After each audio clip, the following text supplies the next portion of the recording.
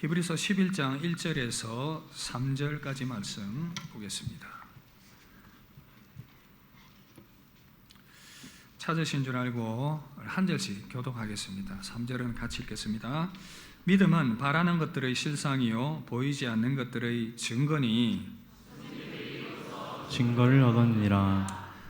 믿음으로 모든 세계가 하나님의 말씀으로 지어진 줄을 우리가 아나니 보이는 것은 나타난 것으로 말미암아 된 것이 아니니라. 아멘. 할렐루야. 오늘 이 시간 믿음이란 무엇인가요? 라는 제목으로 말씀 듣도록 하겠습니다. 우리의 믿음은 참 중요합니다. 우리 기독교 신앙에서 이 믿음이 중요하고, 이 믿음의 본질은 동일하지만 그 믿음이 어떤 상황에서 발휘되느냐에 따라서 그 모양과 또 그 모습들이 다를 수가 있지요. 우리가 2주 전에 야고보서를 통해서 참 믿음이란 무엇인가라는 제목으로 말씀을 나누었습니다. 혹 기억이 나실지 모르겠는데, 그 야고보서의 믿음의 주제는 행함이 있는 믿음입니다. 믿음이 있다면 그 믿음이 행동으로 표현이 되어야 된다는 것이죠. 그런데 오늘 히브리서의 말씀에서는 이 믿음이란 인생의 시험과 고난 가운데에서 우리 믿음이 어떤 의미를 가지며 그 믿음이 어떻게 발휘될 수 있을 것인가, 그래서 시험과 고난 가운데 있는 그 믿음의 의미를 우리에게 부각시켜주고 있다는 사실입니다. 히브리서 10장 39절 이렇게 말씀합니다. 우리는 뒤로 물러가 멸망할 자가 아니요 오직 영혼을 구원함에 이르는 믿음을 가진 자니라. 성도의 인생 가운데 어려움과 시험이 있지만 그럼에도 불구하고 변함없이 믿음을 붙들고 뒤로 물러가지 말고, 왜냐하면 그 믿음이 우리의 영혼을 구원하며 우리에게 생명을 보장해 주기 때문이라고 말씀해 주고 있습니다. 사실 이 시대를 믿음으로 살아간다는 것 쉽지 않습니다. 말씀의 배경이 되는 히브리서의 그 초대교회 성도들도 마찬가지였고, 이 시대도 우리가 믿음을 가지고 살아간다는 것이 항상 새로운 도전이고 어려움이 수반되고 있다는 사실이죠. 이유를 생각해 보면 어렵지 않습니다. 믿음이란 하나님께서 우리 가운데 주셨고 영적 신분이 바뀌게 된 그러한 모습으로 우리에게 나타나고 있고, 또 그 믿음이 참으로 영적인 계속되는 도전과 시험 가운데 부딪히고 있기 때문에 참으로 이 믿음을 바로 지켜나간다는 것 쉽지 않은 도전인 것입니다. 항상 그래서 영적인 시험과 도전, 이 영적인 방해가 있습니다. 그런가 하면 죄의 유혹도 만만치 않습니다. 유혹을 통해서 믿음의 자리에서 떠나게 만드는 그러한 여러 가지 도전들과 또 시험들도 있는 것이죠. 그런가 하면 생각해보면 이 철학과 여러 가지 과학주의 이런 생각들이 또 우리의 생각을 혼란하게 만들고 믿음을 제대로 가지지 못하도록 방해를 하고 있습니다.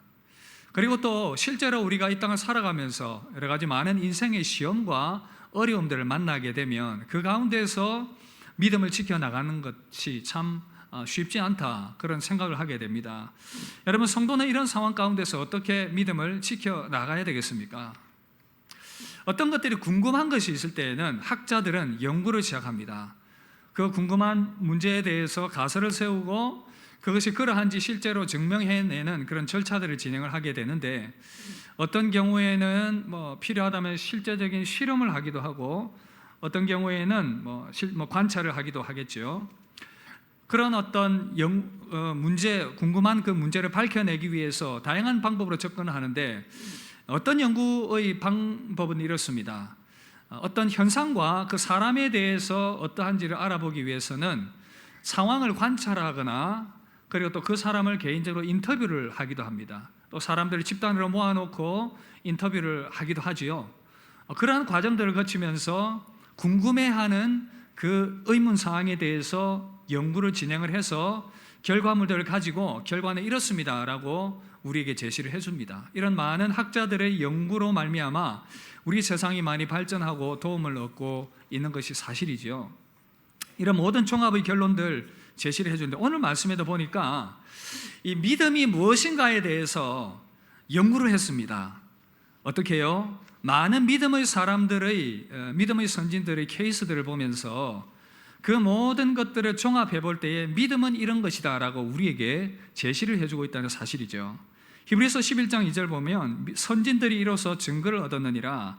앞선 선진들이 믿음을 가지고 살아왔던 모든 삶의 이 증거들과 흔적들을 모아보니 믿음이란 이런 것이다 라고 그 연구 결과들을 우리에게 제시를 해주고 있다는 사실입니다. 그렇다면 지금 우리가 이 믿음의 걸음을 걸어가고 있고 믿음의 삶을 살아가고 있는데 이 연구 결과를 참고하는 것은 참으로 큰 의미가 있습니다. 이유는 그 결과를 참고해서 우리도 앞으로 더 나은 믿음의 사람으로 살아갈 수 있는 좋은 이 근거를 가지게 되기 때문이겠죠. 여러분, 믿음의 선진들이 확인하고 증명한 이 믿음이란 도대체 무엇이겠습니까? 오늘 중요한 두 가지 메시지를 한 문장에서 알려주고 있는데 오늘 이 말씀의 내용을 중심으로 저와 여러분들이 믿음이 무엇인지에 대해서 좀 깊이 생각해보는 그런 시간을 가지도록 하겠습니다. 히브리서 11장 1절 보시면 믿음은 바라는 것들의 실상이요 보이지 않는 것들의 증거니, 그렇게 말했습니다. 딱 두 가지로 요약이 되는데 믿음이란 바라는 것들의 실상이고 보이지 않는 것들의 증거다. 그래서 믿음의 선진들이 이로써 이 증거를 얻었다, 결과물들을 발견했다, 그렇게 말하고 있습니다. 여러분, 이 말씀이 혹 여러분들 가운데 신앙의 위기와 또 인생의 도전 가운데 있다면 이 말씀을 통해서 여러분들의 믿음을 다시 한번 더 견고하게 세우고 확증하고 은혜 가운데 세움받게 되는 그런 계기가 되기를 주님의 이름으로 축복합니다. 그렇다면 믿음의 선진들이 증명한 믿음은 어떤 믿음이었습니까? 먼저는요, 믿음이란 보이지 않는 것에 대한 증거입니다. 좀 이 내용도 좀 설명을 해야 되는데 먼저 뒷부분부터 제가 거꾸로 가면서 설명을 하려고 합니다. 바라는 것들이 실상이요 보이지 않는 것들이 증거라고 했는데 먼저 이 보이지 않는 것들이 증거니, 여러분, 눈에 보이지 않는 것, 그것을 볼 수 있는 것이 바로 믿음이다라고 말하고 있습니다. 하나님과 영적인 세계, 이것을 바라볼 수 있는 도구가 되고 그 방법이 되는 것이 바로 믿음이다, 오늘 그렇게 말씀을 해주고 있습니다. 여러분, 우리가 육안으로 볼 수 없지만 존재하는 것들이 많이 있지요. 예를 들면 미생물들은 눈에 보이지 않습니다. 혹 여러분들이 손바닥에 이렇게 보면 뭐가 보이십니까? 뭐가 기어다니는 게 보이십니까? 아마 보인다면 비정상일 거예요. 그러나 현미경으로 딱 들여다보면 뭐가 보입니다. 뭐가 아마 있을 거예요, 분명히. 미생물들, 우리 눈으로 육안을 볼 수 없지만 현미경으로 보면 보입니다.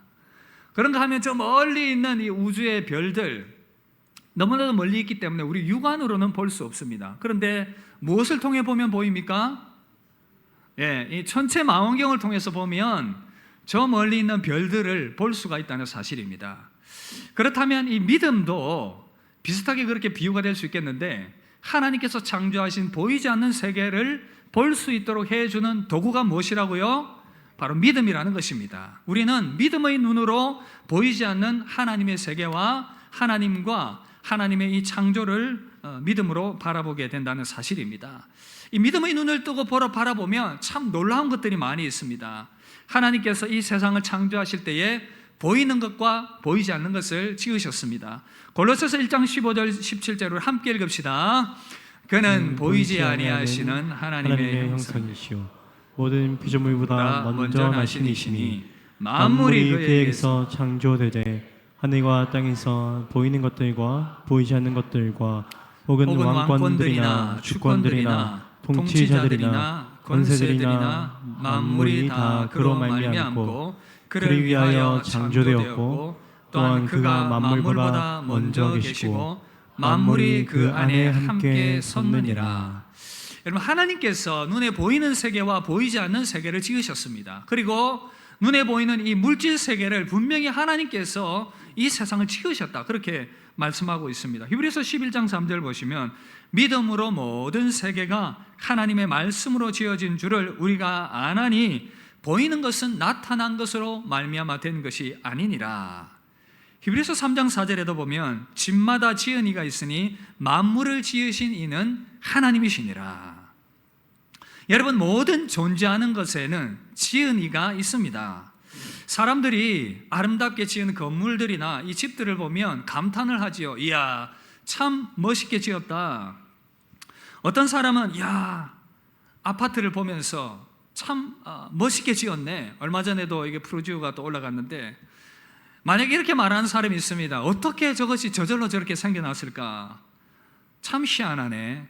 어떻게 생겨난지 한번 살펴봐야 되겠어. 그러면서 아파트에 가서 조사를 합니다. 아파트의 이 재료가 무엇인지, 재질이 무엇인지 그것을 막 살피면서 감탄을 하죠. 이야, 엘리베이터 신형, 저 멋진 이 엘리베이터, 그리고 방 안에 있는 조명들과 시설들을 바라보면서 이야, 진짜 잘 지었네.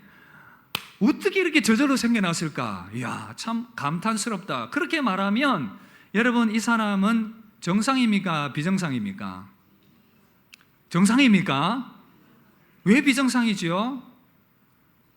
만든 사람이 있기 때문에 그렇습니다. 우연히 생겨난 것이 아니고 누군가 계획을 했고 만들었기 때문에 저기에 건물이 존재하고 있는 것입니다. 그런데 많은 사람들이 이 우주와 세상을 보면서 우연히 생겨났다고 믿습니다. 이야, 우연히 생겨난 우주가 참 예쁘고 멋있네. 우주도 우연히 생겨났고 우주의 질서도 우연히 만들어졌고 동물과 인간도 이 미생물이 갑자기 생겨나서 이것이 진화해서 발달되어서 그래서 원숭이가 사람이 되었다, 그렇게 말합니다. 왜 이렇게 생각하겠습니까? 창조주 하나님을 거부하기 때문에, 이것 외에는 다른 대안이 없기 때문에. 여러분, 지난번 어느 정치인이 안창호 국가인권위원회 이 청문회 때 그런 말을 했습니다. 화가 나가지고, 아니 빅뱅 이론을 믿지 않고 창조론을 믿는다고요? 어떻게 비과학적인 이 창조론을 믿습니까? 그러면서 막 쏘아붙이면서 비웃었습니다. 여러분, 그러면 묻습니다. 빅뱅 이론은 과연 과학적입니까? 이 소위 빅뱅 이론, 이 스티븐 호킹이 그런 이야기를 했지요. 150억 년 전에 작디작은 한 점이 무언가 물질이 있었는데 이것이 상상할 수 없을 정도로 놀라운 이 폭발이 일어났대요. 뭐가 펑 터져가지고 막 우주가 생겨났다, 그렇게 말합니다. 여러분, 생각해 보십시오. 과학이라고 말하면서 얼마나 비과학적인가. 존재하는 그 우주의 실제를 설명하기 위해서 아무것도 없는 우주에서 갑자기 무언가가 생겨났고 자연 발생적으로 이것이 폭발해서 우주가 되었다고 합니다. 아무것도 없는 상태, 무언가 폭발이 일어나게 하는 그 물질은 도대체 어디서 나왔는가?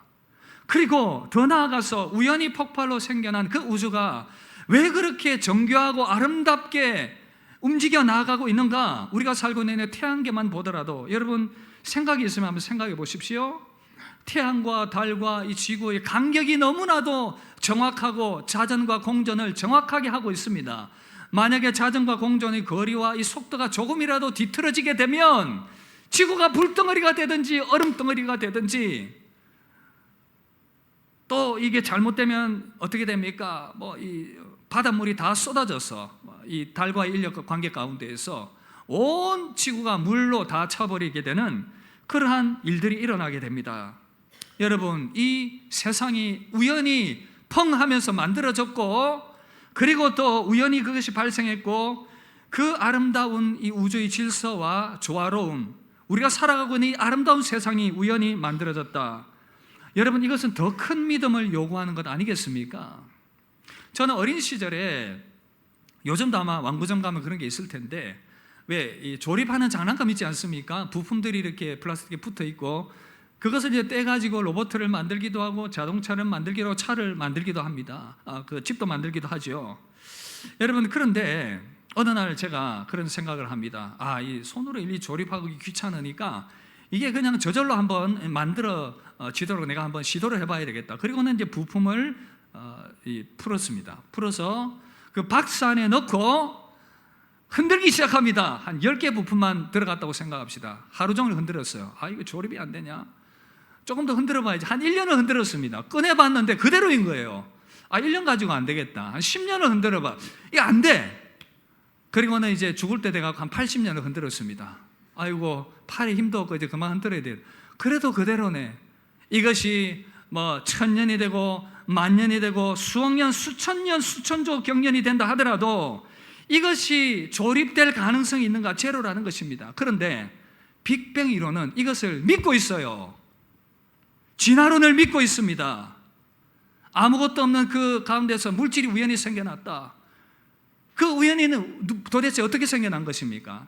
그것이 어떻게 폭발이 일어났고 그 정교한 질서가 어떻게 만들어진 것입니까? 과학은 이 창조 세계, 하나님의 창조 세계를 밝혀내는 너무나도 좋은 도구인 것은 맞지만, 그래서 우리의 삶에 많은 유익을 준 것은 맞지만, 물질의 기원과 그 존재의 기원을 밝히는 것은 과학의 영역이 아닙니다. 거기에는 믿음이 필요한 것입니다. 저는 이 잘못된 과학주의에 빠진 사람들에게 묻고 싶은데, 빅뱅 이론은 가설에 대한 믿음입니까? 소위 말하는, 그래서 실험으로 증명된 객관적인 과학입니까? 어떻게 아무것도 없는 상태에서 우주가 생겨날 수 있으며 한치 오차도 없는 그 질서가 정확하게 생겨날 수 있는가? 스티븐 호킹도 그런 얘기를 했습니다. 빅뱅과 같은 요인으로 우리가 사는 우주 비슷한 게 나올 가능성은 정말 희박하다. 신앙적 의미가 있는 것이 틀림없다.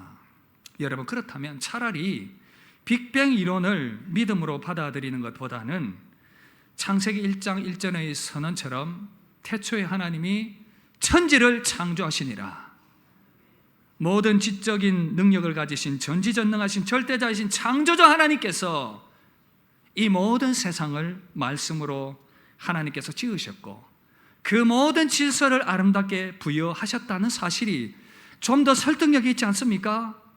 하나님께서 지금도 변함없이 그 섭리 가운데서 만물과 세상을 질서정연하게 운행해 나가고 계시다는 믿음이 오히려 더 빅뱅 이론보다 합리적이지 않습니까? 그래서 여러분, 집을 지은 사람을 그 집에서 찾아서는 안 되지요. 설계자와 건축자는 그 집 자체에 있는 것이 아니라 집 바깥에서 찾아야 됩니다. 무슨 얘기입니까? 우주의 기원을 찾으려고 우주 안에서 답을 찾는 것은 마치 집 자체 안에서 스스로 그 만들어진 원인이 있다고 믿으면서 집을 계속 살피는 것과 유사하다는 것이죠. 집의 설계자와 지은 사람을 찾으려면 집 안에 있는 증거를 토대로 집 밖에 있는 설계자와 건축자를 찾아야 하는 것입니다. 그래서 푸르지오 지은 사람 누군가 밖에서 찾아봐야죠. 설계자가 누구인지 건축자가 누구인지. 마찬가지로 이 우주와 세상의 기원을 밝히려고 해도 우주 자체가 아니라 우주 밖에서 그것을 조성한 분을 찾아야 한다는 것입니다. 그래서 오늘 말씀, 보이는 것은 나타난 것으로 말미암아 된 것이 아니니라. 그 나타난 그것이 그 자체가 창조한 것이 아니라는 것입니다. 보이지 않는 하나님께서 지으셨다고 말씀하고 있다는 사실입니다. 그리고 이 진화론 자체가 가지고 있는 심각한 오류들이 너무 많은데 며칠을 이야기해도 모자랄 정도로 양이 많아요. 대표적으로 몇 가지만 간략하게 말씀드리면, 종과 종을 뛰어넘는 그런 진화는 증명된 적이 없습니다. 무슨 얘기입니까? 원숭이는 원숭이 종이고 사람은 사람 종인 것입니다. 하나님께서 말씀의 창세기 보면 그 종류대로 모양대로 만드셨다고 말씀하고 있어요. 그래서 소위 진화론자들이 소진화라고 말하는 그러한 같은 종끼리의 형태의 변화는 나타날 가능성이 있다고 가정은 할 수 있지만 이것도 그렇게 신뢰할 만할 수는 없습니다. 여러분, 종과 종의 변이 일어날 수 없습니다. 원숭이는 원숭이고 사람은 사람입니다. 뿐만 아니라 이 진화론의 가장 심각한 문제 중 또 하나는 인권과 윤리의 상실이죠.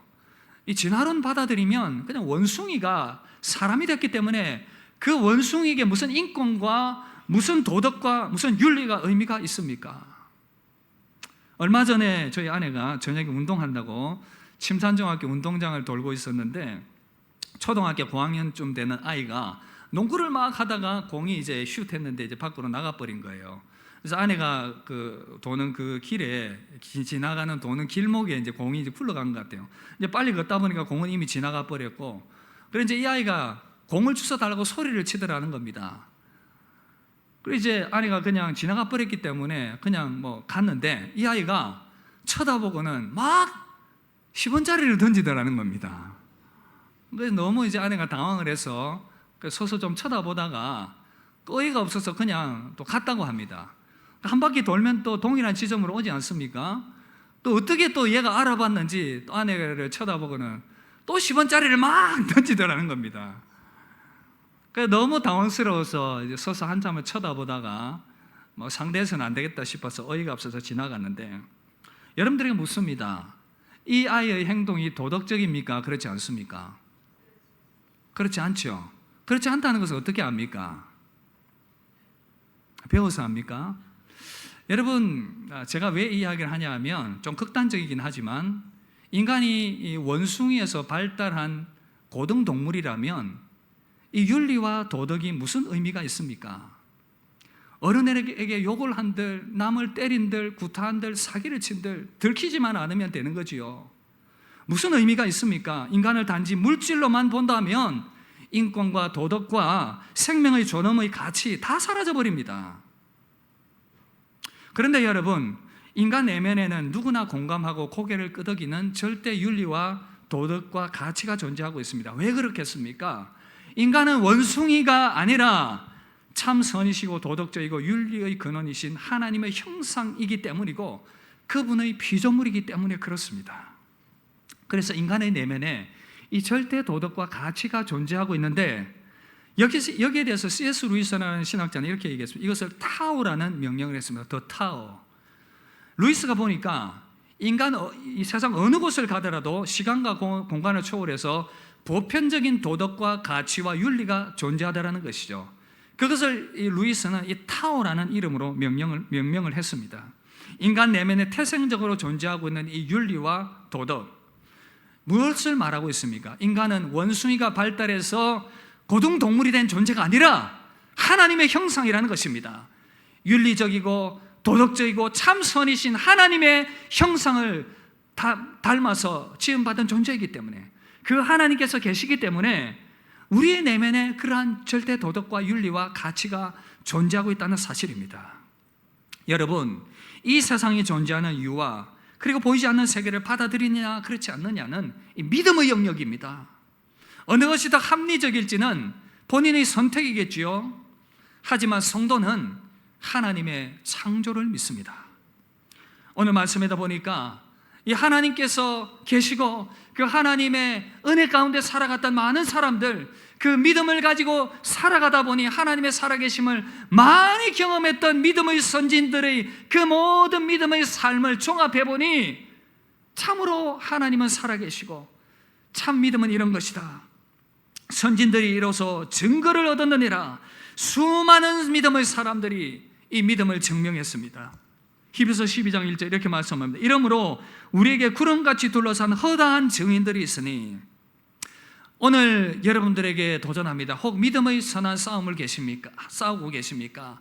사상과 생각의 혼란 가운데 있습니까? 믿음의 눈으로 보면 이 세상은 하나님이 지으신 아름다운 세상이라는 것을 여러분들이 믿게 될 것이고 바라보게 될 것입니다. 바로 그 하나님께서 저와 여러분들을 사랑하셔서 독생자 예수 그리스도를 보내주셨고 그를 통해서 우리에게 구원을 허락하셨습니다. 하나님의 영을 우리 가운데 보내주셔서 우리로 하여금 하나님을 알게 하셨고 믿게 하셨습니다.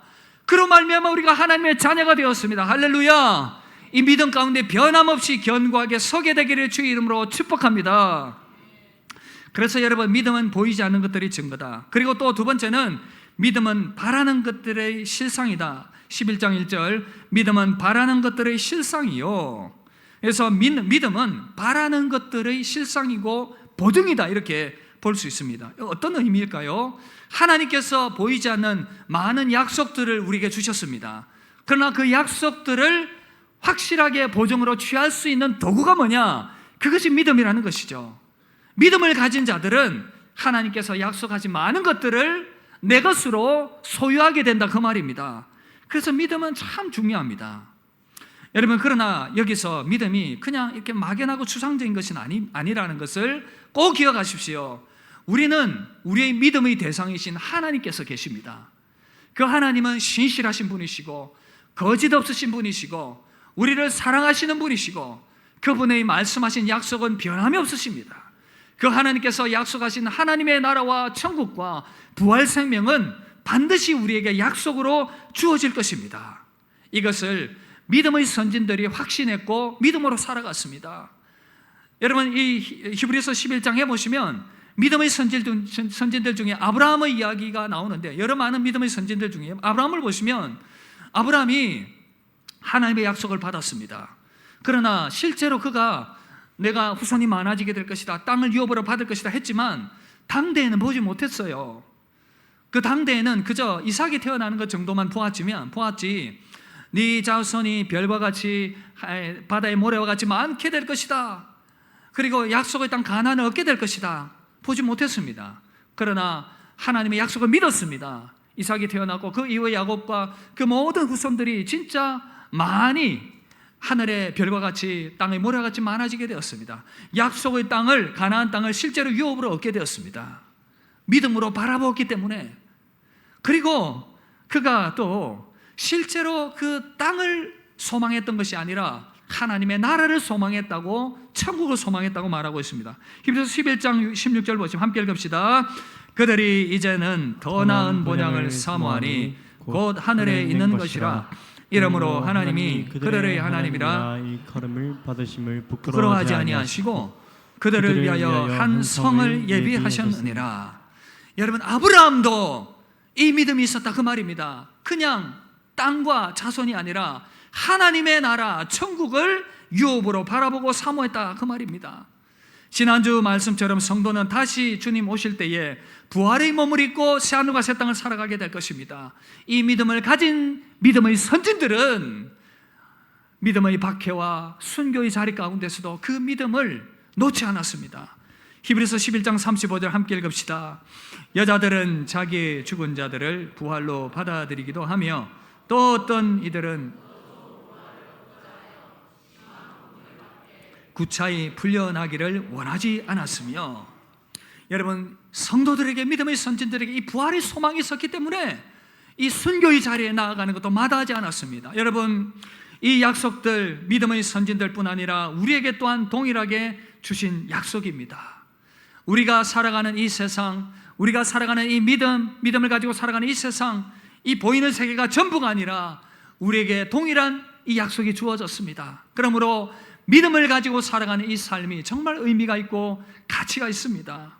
고린도전서 15장 19절 이렇게 말씀합니다. 만일 그리스도 안에서 우리가 바라는 것이 다만 이 세상 삶뿐이면 모든 사람 가운데 우리가 더욱 불쌍한 자리라. 우리가 이 땅을 믿음의 보이지 않는 것들을 믿음을 붙들고 살아가는 것, 하나님의 그 약속을 붙들고 살아가는 것, 그 모든 것들이 정말 무의미하고 존재하지 않는 것이라고 한다면 우리는 이 세상 그 어떤 누구보다 불쌍한 사람이라고 말합니다. 그러나 그렇지 않다고 말하지요. 20절, 그러나 이제 그리스도께서 죽은 자 가운데서 다시 살아나사 잠자는 자들의 첫 열매가 되셨도다. 할렐루야. 우리에게 주신 하나님의 나라, 부활과 그 모든 소망은 참으로 실제 가운데 우리에게 주어질 약속이다라는 사실입니다. 이 약속을 견고하게 붙들게 되게 주의 이름으로 축복합니다. 이 약속을 붙든다면 우리가 이 땅을 살아가는 현재의 삶 가운데서도 소망을 가질 수가 있습니다. 때로는 우리의 인생이 뜻대로 되지 않고 우리 인생 가운데 삶의 여러 가지 고통과 고난과 아픔이 있을 수가 있습니다. 오늘 이 예배 자리에 나온 여러분들 가운데서도 내 인생이 왜 이렇게 참으로 꼬이냐, 내 인생이 왜 이렇게 고난과 고통이 많으냐, 내 인생이 왜 이렇게 힘이 드냐, 그러면서 힘든 시간들을 보내고 있는 분들 계실 수 있습니다. 그러나 믿음으로 소망의 하나님을 바라볼 수 있기를 바랍니다. 여러분, 야베스를 아십니까? 역대상 4장에 보면 이 야베스라는 사람이 나오는데, 역대상 4장 9절 보시면 야베스는 그의 형제보다 귀중한 자라 그의 어머니가 이름하여 이르되 야베스라 하였으니 이는 내가 수고로이 낳았다 함이었더라.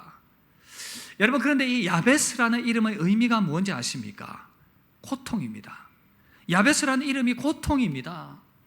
어머니가 이 야베스를 수고로이 낳았다 하는 거 보니까 이 사람의 인생이 그렇게 순탄하지 않았던 것 같습니다.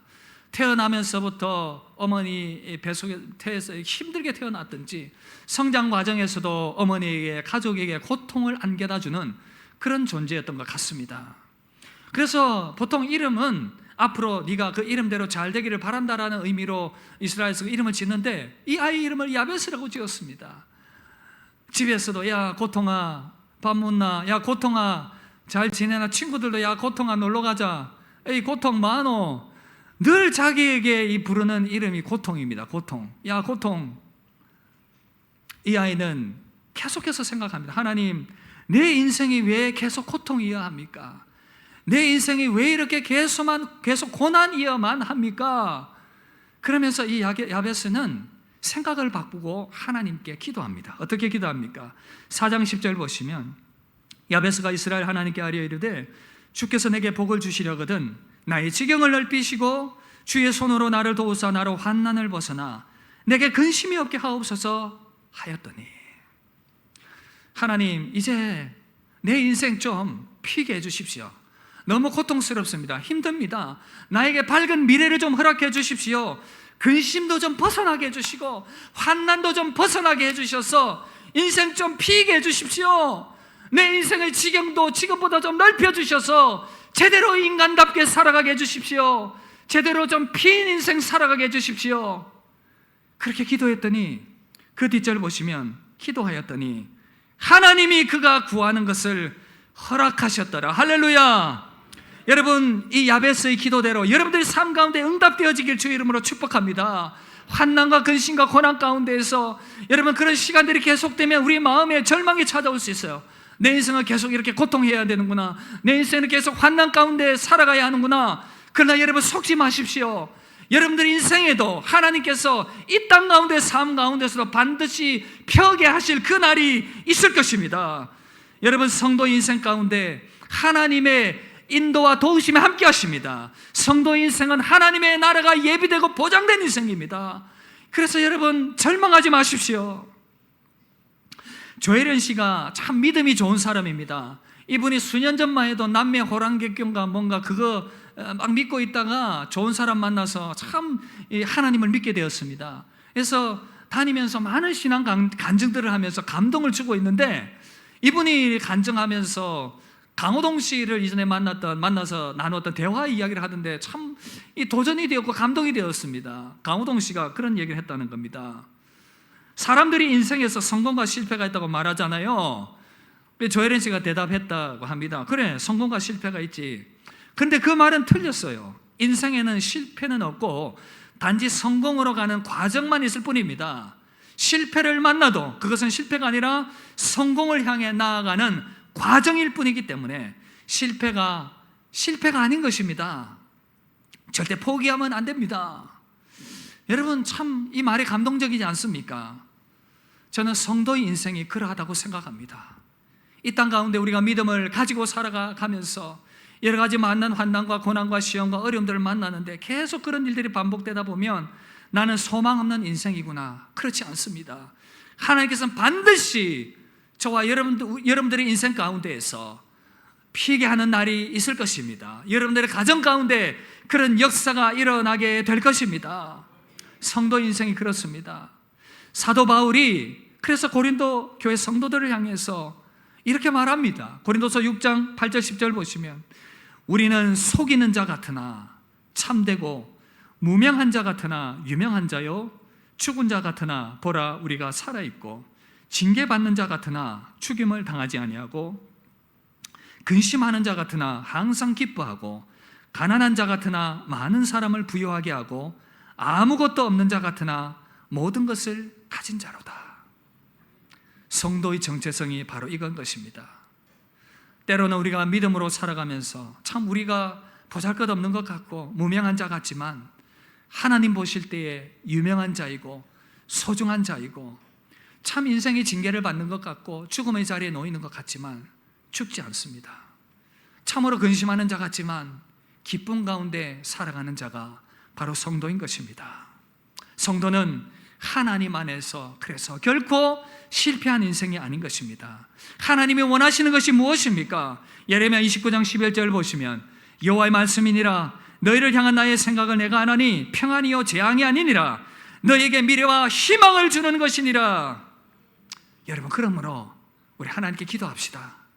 이 땅 가운데서도 하나님께서 우리에게 소망 주시기를 기도합시다. 하나님 이제 내 삶에 근심과 걱정이 좀 사라지게 하시고 환난을 벗어나게 하시고 나의 지경을 좀 넓혀주셔서 하나님의 역사가 나타나게 하여 주시옵소서. 내 가정과 직장의 사업에 내 삶의 자녀의 삶에 하나님의 뜻이 이루어지게 하시고 나의 세속적인 욕심보다는 하나님의 아름다운 뜻이 내 삶 가운데 이제 펼쳐지게 하시고 그렇게 간절히 기도할 때에 하나님께서 우리의 삶 가운데 역사하실 줄 믿습니다. 소망의 하나님 붙들고 믿음으로 승리하는 여러분 되시기를 주의 이름으로 축복합니다. 이런 말씀 마무리하려고 합니다. 여러분, 시험과 환난 가운데 믿음이 흔들리고 있습니까? 오늘 말씀 꼭 기억합시다. 보이지 않지만 우리와 함께 하시는 하나님, 이 모든 천지 만물을 창조하신 하나님, 그 하나님께서 저와 여러분들의 아버지가 되십니다. 저와 여러분들의 부모가 되십니다. 그 하나님 변함없이 신뢰하고 믿음 가운데 나아가시기를 바랍니다. 때로는 인생이 환난 가운데 있다 하더라도 우리에게 재앙을 주기를 원하는 것이 하나님의 뜻이 아니라는 것, 소망 주기 위한 하나님의 뜻이 있다는 것 여러분 꼭 믿으시고 하나님께 한번 기도해 보십시오. 기도하여서 여러분들의 인생 가운데 밝은 소망을 발견하게 되기를 주의 이름으로 축복합니다. 이 받은 말씀 생각하면서 우리 함께 찬양하고 합심해서 한번 기도하겠습니다. 말씀 준비하면서 이 찬양이 생각이 났는데 좀 천천히 찬양합시다. 나의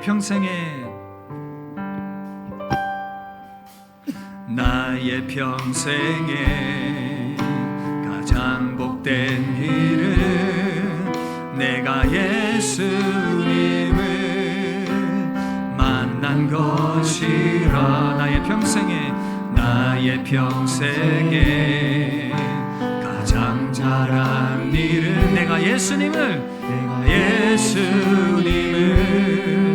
주로 섬긴 것이라. 세상 살 동안 내가 걷는 길이 때론 험하여서 넘어진 주의 강한 손이 나를 붙드시니 나는 예수님만 주로 섬기며 살리. 나는 주를 섬기는 것에 후회가 없습니다. 내가 걸어온 모든 시간 다 주의 은혜니 내가 걸어갈 모든 날도 주만 섬기며 살리. 오직 예수 이름 부르며 살아가리라. 나는 주를 섬기는 것에 후회가 없습니다. 내가 걸어온 모든 시간 다 주의 은혜가 걸어갈 모든 날도 주만 섬기며 살리. 오직 예수 이름 부르며 믿음으로 살아가리라. 아멘. 이것이 나의 간증, 이것이 나의 찬송일세. 이것이 나의 찬송일세. 나 사는 동안 끊임없이 구주를 찬송하리라. 우리 한 번 더 고백합시다. 이것이 나의 간증이요, 이것이 나의 간증이요, 이것이 나의 찬송일세. 나 사는 동안 끊임없이 구주를 찬송하리로다.